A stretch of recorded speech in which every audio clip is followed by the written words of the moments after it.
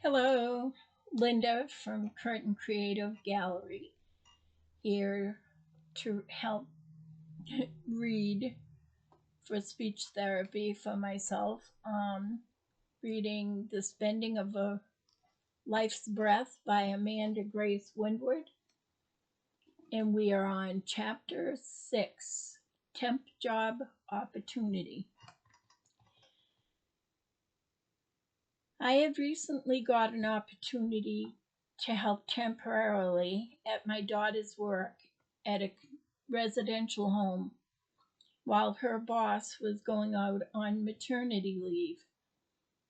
One night, while leaving my bedroom to go to work, the 11 to 7 shift, as I gathered my things and left my second floor bedroom out to the hallway and stepping down with my left foot first of the very first step of the long winding staircase, my knee went out, and because there was no rail to grab, I went hurling over the side as I screamed, "No!" and demanded it not be true. As I toppled over the side down to the foyer on the first floor, I hit my legs on the desk. I flipped over, hitting my head, breaking both my wrists, fracturing my ribs, breaking my teeth, and knocking myself out cold for several minutes before my husband said I gasped for breath and turned myself over. Roger said he thought I was dead. It was very bad fall. I had broke my wrist badly on one hand and my wrist area on my other hand, and ended up with a cast on each hand that went up to my elbows. Although I couldn't seem to stop the room from spinning, most of the concentration remained on my breaks, bruising. My legs were bruised but not broken. My neck, my ribs, back had a lot of pain. I banged and broke my front teeth that would later have to be removed. For months, for months, I continued to have a very bad case of vertigo, which was very debilitating. While recovering at home and unable to work, I had to lean my head against the wall to walk in order to walk to keep from falling over with the vertigo. After many weeks, I finally got my cast off my arms and was finding my way around a little better, but the vertigo still made me sick to my stomach, and I had to fold my arms in and fall into the bed to get in, and even rolling over in bed was very painful because of my broken ribs. Roger asked me if I would be willing to help out Marcelina and Philip, friends from work. He said Philip had started drinking again, and he and Marcelina were in AA, and because of his drinking, he had made some poor financial choices, and while drunk, was taken advantage of by a car dealer, and they were now stuck with a brand new car he bought for Marcelina that they could not afford. They didn't need help with money. They would figure that out, they said. They just thought that because I was unable to get back to work yet with my daughter at her job while recuperating from my accident, I could help Philip dry out and get back into his AA meetings while Marcelina was at work. I could watch him while he dried out. In exchange, he would help us with the work on the house for the next 30 days because we were still building the house. I thought it might be helpful for Roger to have Philip around to help him with building the house, so I agreed. After Philip came, Marcelina had Philip sign everything over to her as if separated.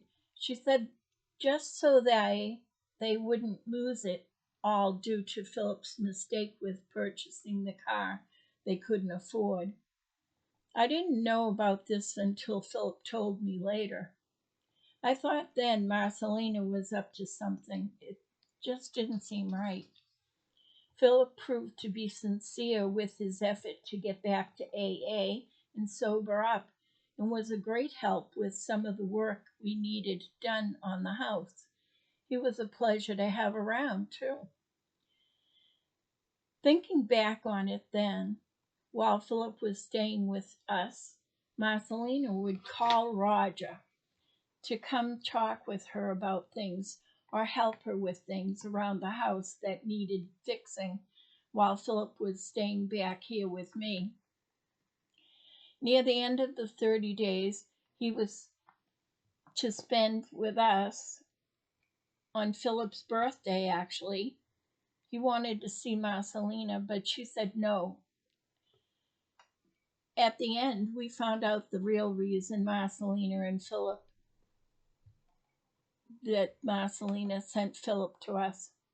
Marcelina gave Philip the boot and was filing for divorce. I was shocked and felt used. I complained to Roger. How could she use us like that? I was wondering why she would make such a big deal of Philip's slip with drinking when I know she drinks. She's an alcoholic too. I saw her drinking at the business dinners we went to. The last day Philip was at our home, he was yelling at Roger in our driveway, accusing him of having an affair with his wife. I was surprised he would accuse Roger of such a thing. Not my Roger. So I thought Philip was just striking out because he was overwrought about her leaving him. But once Philip was out of the picture, Roger began acting differently. He pretended it was because he wasn't feeling good. He was feeling sickly because of his heart condition, he said. He always called me from work every day before he left to come home. It was just our routine. And he began calling saying he didn't feel well and was needing to stop off at Marcelina's house to rest before he headed home. Or it would be Marcelina needing something fixed at her house, and so he was stopping off on his way home. I tried to remain patient and steadfast and trusting, reminding myself this is what our family did, help others. Working on our own home began to slow down to a crawl. I worried more about his health and his overdoing it than thinking something was up between them both. Not my Roger. I would beg him to take it easy and quit early when working on our home on the weekends, as we were still trying to build the house. But then Marcelina's repair problems seemed to grow without Philip around to fix things. Roger spent more and more time there helping her with her house as the work on our own home seemed to get slower and slower, and Roger seemed to be getting sicker and sicker. I insisted he go to the doctors to see what was wrong, and the doctor told him, "You're fine." Roger got upset, telling me it wasn't so on the way home from the doctors, and I agreed with him, saying we should get another doctor. After that, Roger continued to act depressed and refused to see another doctor, and continued having to stop off at Marcelina's to rest more and more. She would call me to reassure me he was all right, and then he would come home late and would stay awake waiting. I would stay awake waiting for him. A few times he didn't come home until 4 in the morning, saying he had fallen asleep and Marcelina didn't want to wake him. When he wasn't acting sick, it was him helping at Marcelina's or Marcelina's mother's or her sister's house even, helping Marcelina pack up her mother's house to sell because her mother was being put into a nursing home, and fixing up Marcelina's house in Ossipee to sell. And when he did come home, he was so beat and so sickly he would sleep a few hours in his recliner and then get up to go to work. Then one day, Marcelina called me from work and told me she believed he was deliberately doing heavy lifting and stuff at work, like he didn't care if he killed himself. She said I should speak to him about it. When he came home that night, I told him what Marcelina had said, and he said he felt depressed, but refused to go to the doctors until I told him I was not going to sit and watch him kill himself. Then he agreed to go, and the doctor gave him medication for the depression. In an email to Roger from Marcelina the next day that I read from his old file after he left me and moved in with her, I read, she asked him how we are getting along. Any better? She questioned.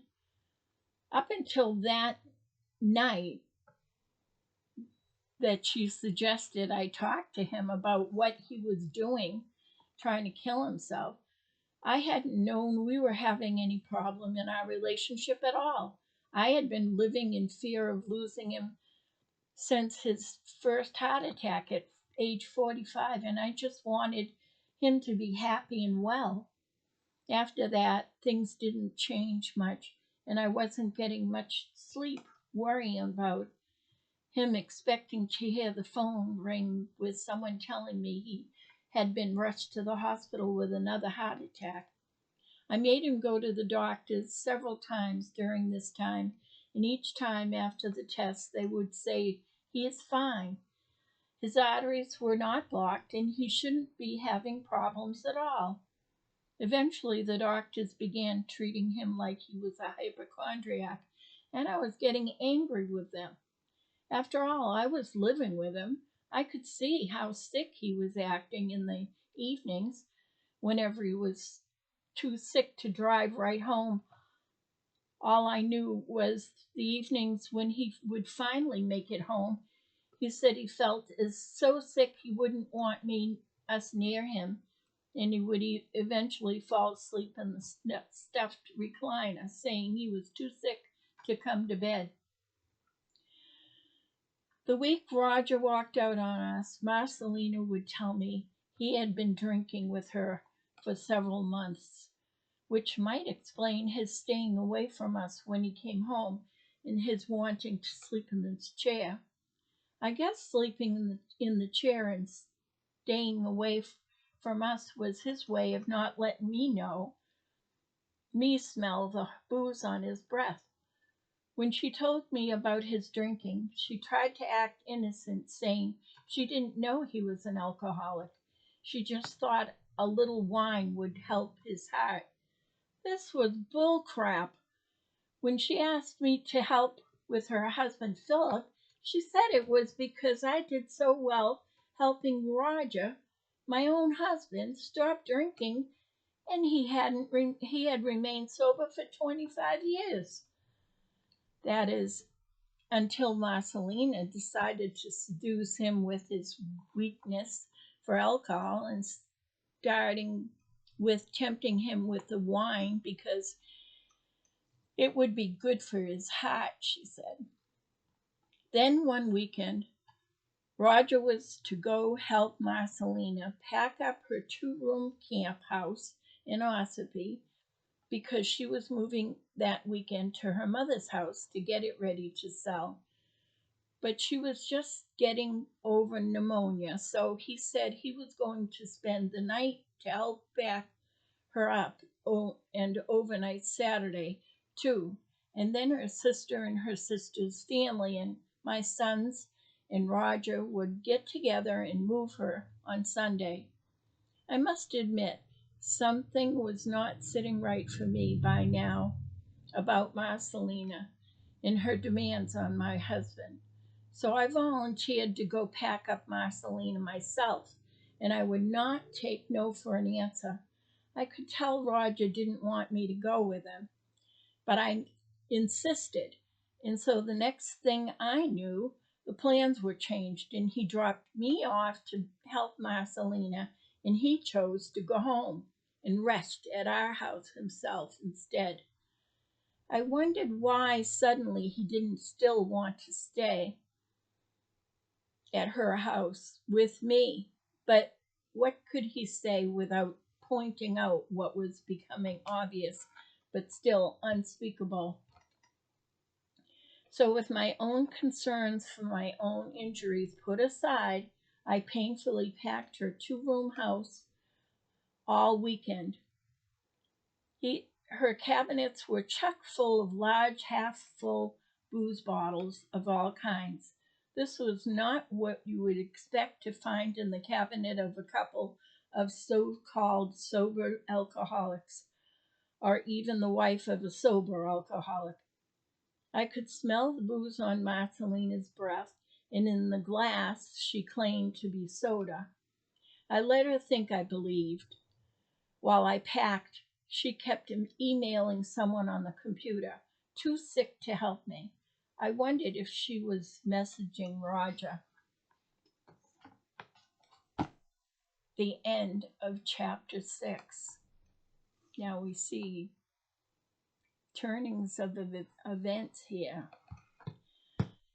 I wonder what's going to happen next. Well, folks, the next chapter, chapter 7, will be a troubling sign. Well, I think we are already seeing a troubling sign here. Don't you agree? Thank you for listening. See you next time. Like and share and help me out here. Thank you very much. Bye-bye.